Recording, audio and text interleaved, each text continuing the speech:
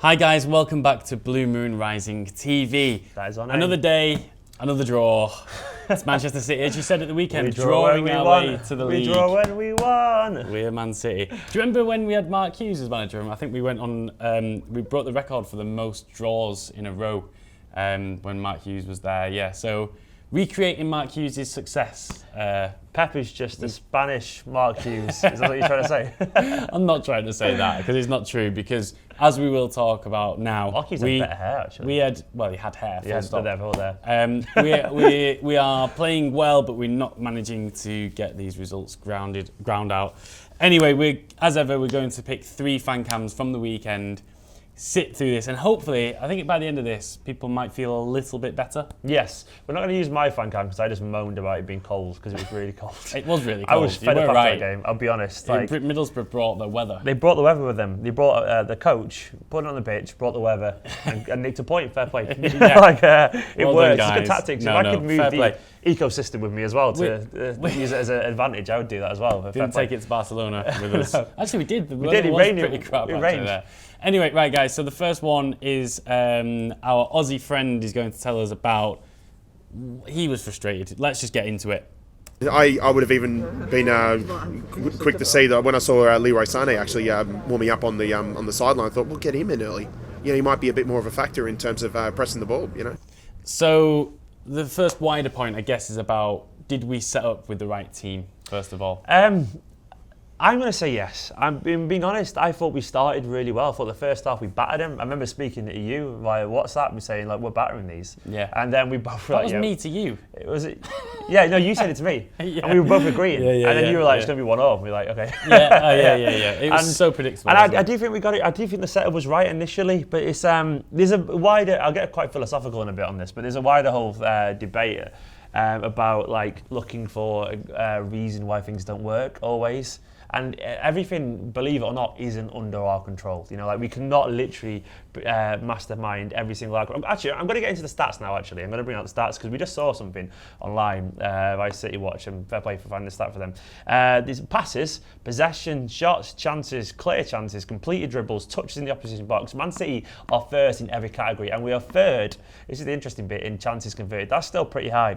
But the point is, I was doing a lot of research online over the weekend about how we actually did statistically in that game compared to the early games. And all the unbiased, general kind of like objective statisticians who follow Premier League football saying we're doing nothing differently than we were doing during the 10-game winning streak. Like we are still creating chances, we are still pressing the same kind of way, we are still passing it. For whatever reason, the ball just isn't going in the back of the net. And at some point, and I'm not trying to make an excuse here, you have to think, is it just a little bit of bad luck? Is it like we're not missing chances? A lot of bad luck. Yes, are we just a bit unlucky? Like, are we still trying really well? Are we still giving it our all? Are we still doing the same things we're doing? But sometimes it just happens, sometimes it doesn't. And I don't want to be a happy clapper, I don't want to say it, but I was happy for 65 minutes of that game on the weekend.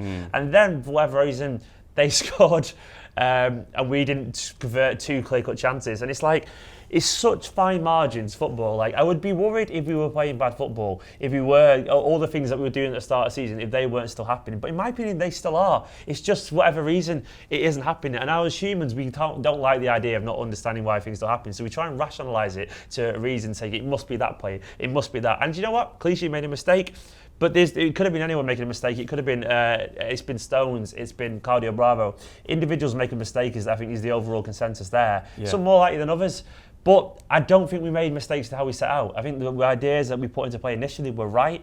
Then we just got hit by a sucker punch again. Yeah, it's another time. I mean, you can't say that Pep isn't adapting things and trying to switch things around. He's gone from 3 and now we're playing 4 at the back again.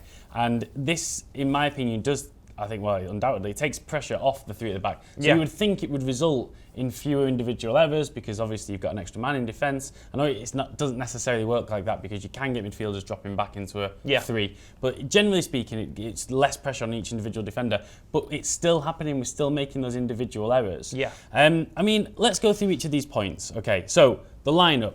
Was it the right one? Well, we're playing against Barcelona and we left everything on the pitch in that game. Yes. You know, people say like we shouldn't blame it too much on these sort of games, but we've seen it time and time again. A great performance midweek and then a bit of a slump. It's a very common thing in English football in general, in particular. It's why if anybody ever wins any sort of double, whether it's any cup regardless of whether it's the Champions League or the Premier League and any sort of domestic cup, you've got to hold your hands up and say well done, because to be able to fight on all those fronts, it's difficult. It's very hard, and it's also why it's hard to win the Premier League again on the bounce. It's just keeping it up and maintaining it. It's very hard. We haven't yet got a full Pep squad. That's generally a fact as well. Yeah. Like people like Clichy, even maybe Kolarov and so on, and a few other people, they will leave in the summer. I'm almost certain. We'll see an overhaul. There will be mistakes. There'll be mistakes when Pep's got his squad. There will be mistakes when we are top of the league. There'll be mistakes when we're 4-0 up and we'll concede a goal or whatever. It will happen. It's frustrating.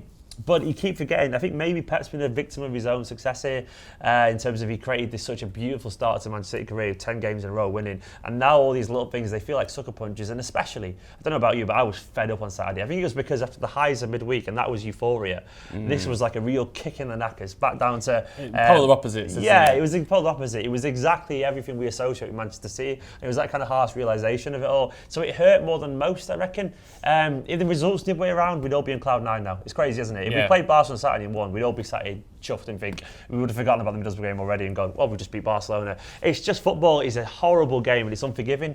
I'm hoping that the good luck and the bad luck. I mean, I've got to say, in the first 10 games when we went on a winning streak, we did have some good luck. So maybe it's just the laws of the universe, if you believe in that, karma playing it out on Manchester City, because. You know, in that Sunderland game, the very first game of the season, arguably, you know, we got a penalty. There was an own goal. So you could say there's some good luck. We've had some good luck. We can't deny it. So then getting some bad luck, well, is that just it balancing out? And hopefully now, let's just return to normal and let's just batter these teams without good luck or bad luck. For some reason, we were looking at the stats for the QPR game, the infamous 93-20 moment. And that day we had 35 shots. QPR had 3 and scored 2 goals. That is the most Man City thing in a way. Middlesbrough at the weekend had 5 shots. We had 25. Yeah. It's just... Sometimes you go through spells where you do everything you can and you shoot and you attack and you whatever and the double doesn't go for you and the other team goes to the end and it goes in. That happens for us so much. And there's a reason usually, but sometimes there isn't a reason. Sometimes you go through spells where you batter teams and blow them away. Sometimes you go through spells where everything you try just doesn't come off. It's weird. Yeah, and this was one of them. And okay, let's go on to the next. Oh, well, sorry. He could have started, but then he could have also had a bad game. Like you don't know. I don't think he's shown me anything just yet to say that he deserves a starting place. I think he's good. I think he's good, and I think he will be fantastic. I think he's still better as. I could have seen him coming on as an impact sub on 70 minutes because he did that in the derby, the first, the 2-1 win where we trounced him really, and he does look very good to come on. And do you know what, Navas? We're going to talk about him in a bit. Actually, I think he did everything he could. All within his ability. Yeah. I actually thought, one final point is that Pep could have probably actually changed a little bit earlier. I thought Middlesbrough still shines to get back into it a little bit, and maybe he could have reacted a little bit quicker. You could see it coming in the second half, couldn't you? Again, not being able to finish games off, that's been a problem of ours. All right, next one is Omar from Citizens TV. Subscribe.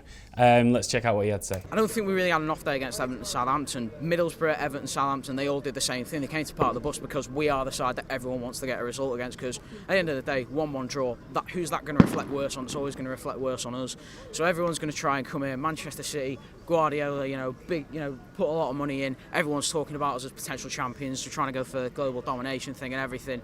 And everyone's going to try and come here and not actually play us at a game of football, because maybe I sound arrogant, but I think there's only a couple of teams in this league that could actually come here and beat us and play a game of football. So there we go, Omar with some strong words about the competition and how teams come and set up against us, and it has been, as you said in your fan cam, either 2 banks of 4 or 10 behind the ball, and that is how teams are pinching wins against us. Blame them, really. I don't really blame them. Defeat or draws even, or wins. But I don't really blame them as such. Pep said, I've got some quotes here. Pep said, teams are coming to defend. He said the second balls, free kicks, throw-ins, the opponents are playing for that. They're looking for these situations, and people are saying, use a counter-attack. I'll use his hand gestures as well. But how are we supposed to use a counter-attack when the opponent doesn't attack? And he's right. But he said it's impossible to use when the opponent doesn't come out. You have to attack 10 players. It's not easy. But teams who don't want to attack then just stay there. What we have to prove is be more clinical, precise, and lucky in the box. Interesting choices of words there. Clinical, precise, and lucky in the box. And if he's aware too that his players probably are doing what they're meant to be doing, it's just not happening. But yeah, he's right. Teams are defending against us, and maybe this is a challenge for him and his coaching staff to start to work out how to do. And I'm sure he'll work this out over time. I'm sure they'll find ways. These games are learning processes for all the team. I agree with Omar in general. there's probably only a couple of teams that come at us and actually play football and not get battered. Maybe maybe Arsenal, Chelsea, Liverpool, 2 of those 3 maybe all of them could come at us and give us a actual game. I think if United came to us and played us, we'd batter them. I think we would do. Yeah, I agree. But there's a lot of people saying it. Go on. I know. I'm just going to say that for years it feels like we've had to put up against this, and Pep's talked about in the training that they do in overload sessions. 3 against 4 in both senses, defensive, attacking, and they're trying to deal with this. But how people are saying, how do you break down teams that defend so far from the back? And it's like, do you go with wingers? Do you need wingers so you've got like pace? You expand in the field a little bit. What do you do? Who's more suited to it? Is it Kelechi? Is it Aguero? I mean, how do you break down teams that come to you so defensively without having? I mean, I think for me, a player like Yaya Toure in his pomp. I mean, it'd be absolutely ideal because he's been 20-yarder, top corner. That's it. And we don't seem to have right now, apart from maybe Kevin De Bruyne when he's on top of his game, and maybe with a free kick, and ways of scoring from distance. And that's something you need, really. We've probably missed as well, if we're being honest, a little bit of Sterling's pace and directs on the wing. But the thing about Sterling, a lot of people saying where was he is, I'm going to presume he was rested because he looked tired. If he was fit and not he's playing, it's as simple as that because he's been a key man this season. But in general, I think what's obvious is that the coaching staff are trying to be proactive instead of reactive. You don't sub a player when he picks up a strain and then rest him. You sub him before he's about to get the strain. Yeah. I presume the conditioning team are saying Otamendi and Sterling just look a bit tired, and they were on the verge of being tired enough to pick up a niggling muscle pull. Yeah. And I think that's why he wasn't playing. And it's going to happen if you run for 90 minutes against Barcelona, and he was very good that day. You're going to be tired, and I presume that's why it happened. Yeah, we'd be much more annoyed. We haven't suffered from many huge injuries so far this season. We don't want to. Yeah. We don't want to see Aguero coming up with his annual 2 months off in Argentina. We had people saying to me on Twitter that Aguero was past it. It's like, where does this short-termism come from? I had genuinely people tweeting at me saying Fernandinho and Aguero were past it based off a poor game against like. There's nothing to show Fernandinho is past it. Aguero was amazing against Barcelona and West Brom. Yeah. Like people, basically, I know some people want to sit here and you've been very positive in what we shouldn't be, and I agree we didn't have a good result, but I'm not subscribing to the idea that everything is in a crisis. I want to just be realistic. I'm bored in general, and I said this on my personal Twitter, of everything being amazing 1 minute and then the worst thing ever, sell every player the next second. Football it's fans. Absolute nonsense. And being honest, I think in general we all need to engage our grey matter a little bit more and think and realise that just because we haven't won a game, we're not the worst team in the world. And just because we won a few games, we're therefore not going to beat Barcelona, even though we did. We're not the best team in the world. It's just that you are allowed to make mistakes. It's called a learning process. It's trial and error. And all of a sudden, these players like Fernandinho, Aguero, they're not past it. They're actually still learning how to play Guardiola style. The whole team is. And some players like Clichy maybe are past it, but he still does actually try. He just made a mistake,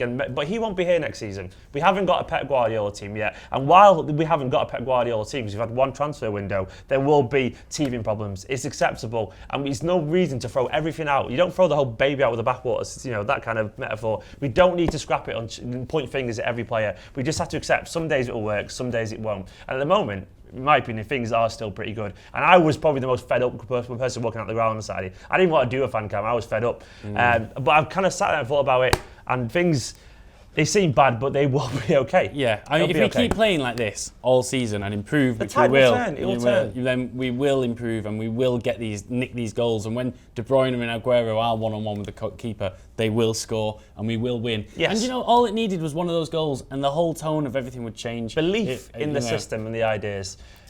Guardiola isn't going to change. No. So let's not think about asking that or questioning this. Well, you can question it if you want, but when we start winning it again, then you're going to have to hold your hands up and say, well, actually, I was wrong, and Guardiola is a genius, and Guardiola is the best manager on the planet, and he's going to prove it to us. So it's a matter of time, a matter of waiting, and things. Yeah, in football, people tend to be reactive and overly reactive. But at the end of the day, I guess you can react how you want, but we're saying calm down a little bit.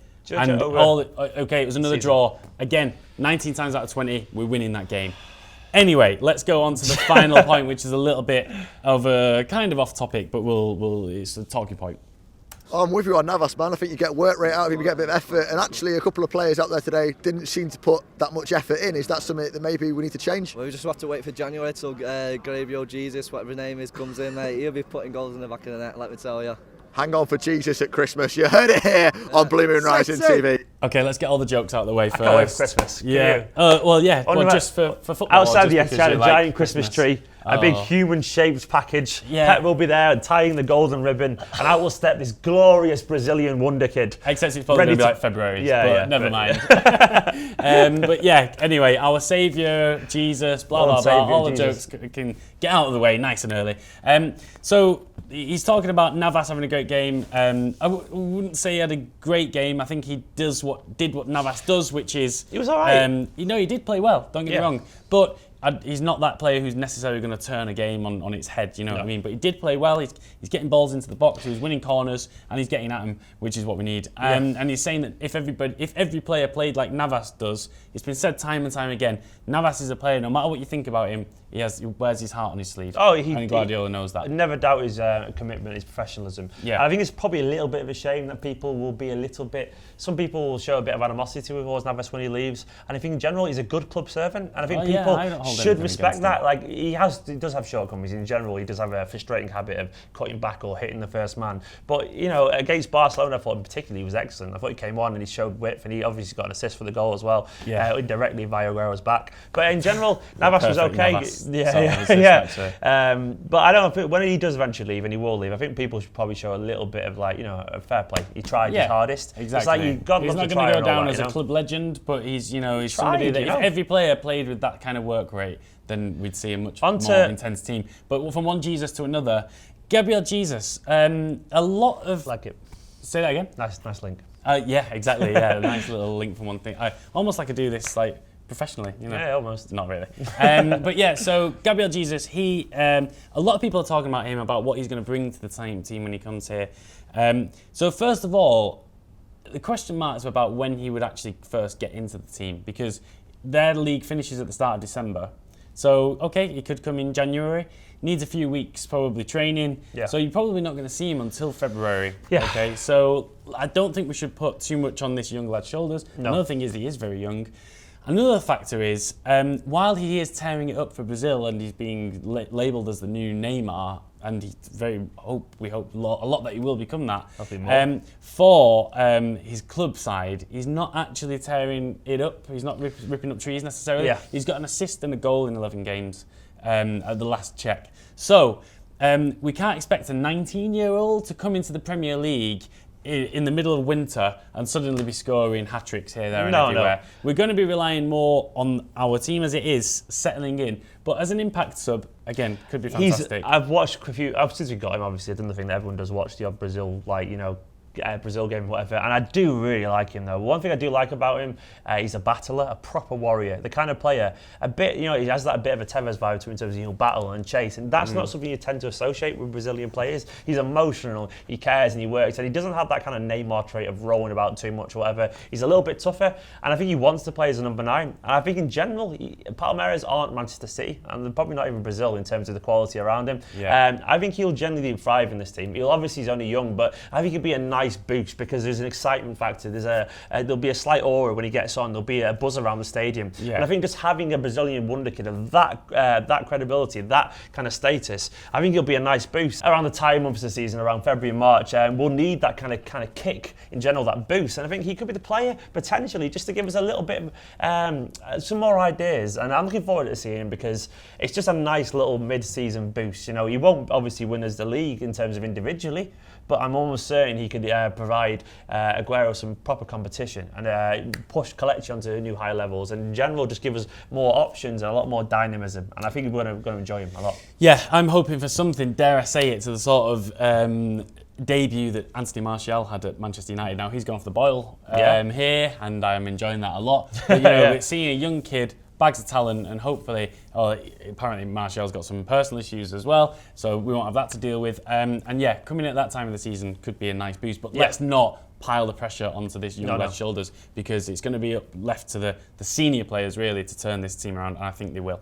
Guys, that is the end of our fairly dour, well, we're trying to make things feel a little bit better just in the world of Man City. Yeah, exactly. Let's just sort of sit down, relax, Have a brew. Have a brew. Get a biscuit, dunk your biscuit. What's better than play a game biscuit? of FIFA? Yeah. Ignore football for 2 weeks. Come back and we'll probably win against Palace, and everyone will be happy. And it's probably not a bad time to have a little break and do some training round routines on maybe some shooting practice. Let's as forget well. October ever happened. November, early November. That's it. Get some training practice, some shooting practice in, lads. Though I would say that. Anyway, guys, I hope you've liked the video. If you have, drop a like on this video. Subscribe if you're new to the channel. Get involved in the comments. We're going to be in there as well, and we will see you tomorrow.